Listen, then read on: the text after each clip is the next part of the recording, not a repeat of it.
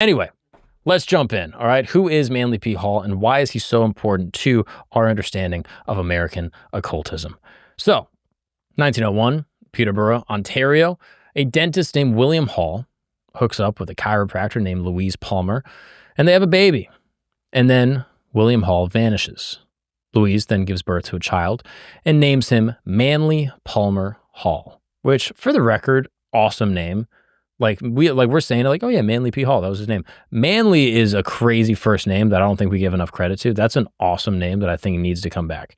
So this guy, Manly P. Hall, is born, and Louise is already, neck deep in Rosicrucian philosophy. She's reading about ancient wisdom and mystical transformation while practicing, chiropractic medicine in a small Canadian town. But by the time Manly turns 2, Louise decides that she's done with motherhood and leaves to chase the Alaskan gold rush. So she dumps young Manly with his maternal grandmother, who he calls my esteemed grandmother. And by the age of 6, he's already bored with first grade and apparently already reading Victor Hugo when he was at home. I mean, the kid is clearly smart, but he's smart and, he's got no money. He's living in a pretty bad situation. So in 1919, when Hall is 18 years old, he and his grandmother moved from Canada to Los Angeles to reunite with his mother, who was living in Santa Monica at the time.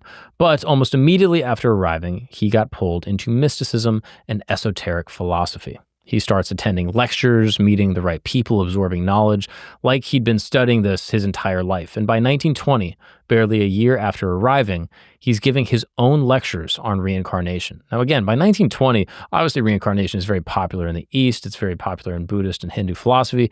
And so for this guy to be talking about it in Santa Monica is pretty strange for the time period, okay?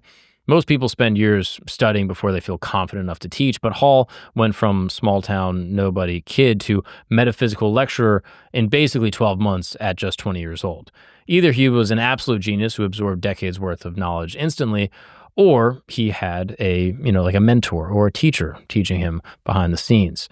The Church of the People in downtown Los Angeles took him in as their preacher, which is where he started really showing people what he knew about spiritualism and mysticism and esoteric philosophy.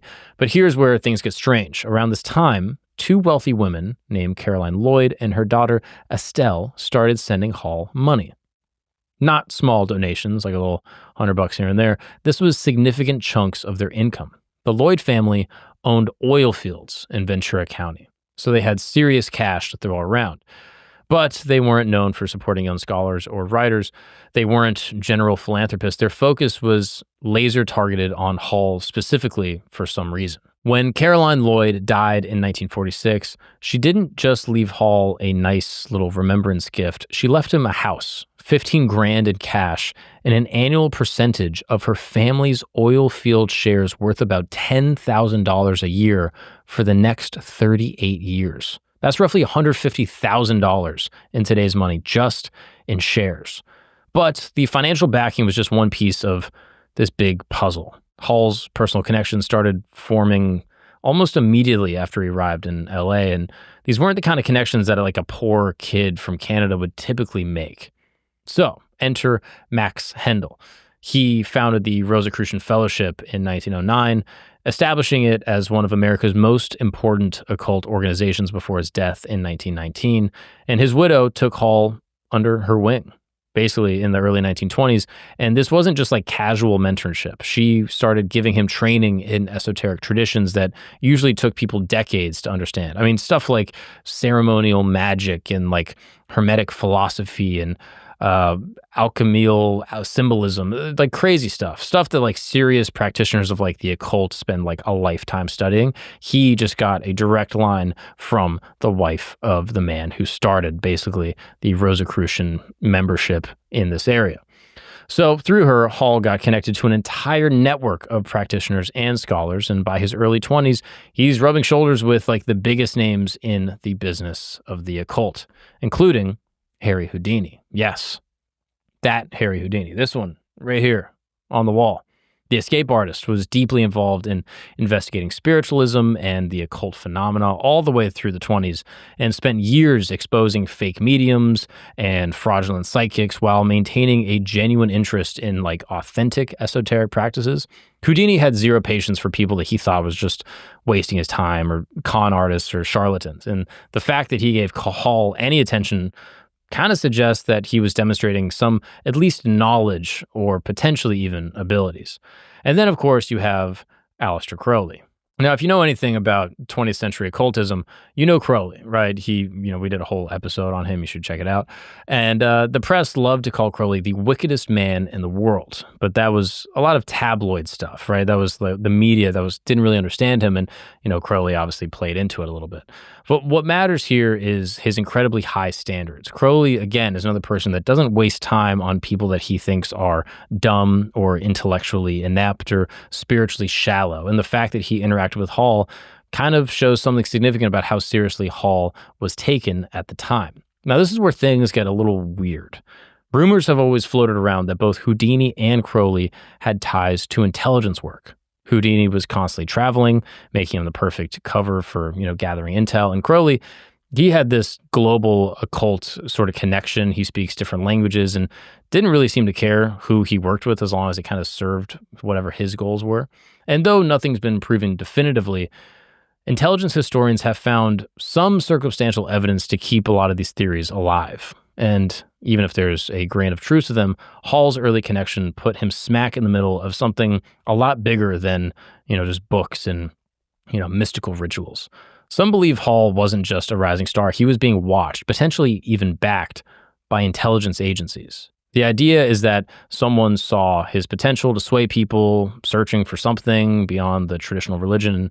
And, he gave them a little help kind of getting there. And of course, there's no hard proof, but a lot of historians will write this off as conspiracy talk.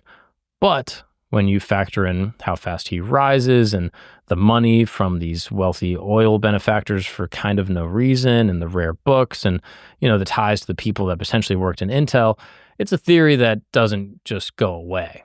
And the timing only adds to fuel the claims, right? Hall blows up right as America's drifting from old school Christianity and diving into spiritual experimentation, right? The 1920s are full of this, just like a lot of chaos across the board, from political to religious, identity. Everything is kind of up for grabs. And here's Hall, this sharp, smart, well-funded, and somehow already fluent in sort of ancient systems of thought. And whether it was all luck or part of like a bigger plan, one thing is certain.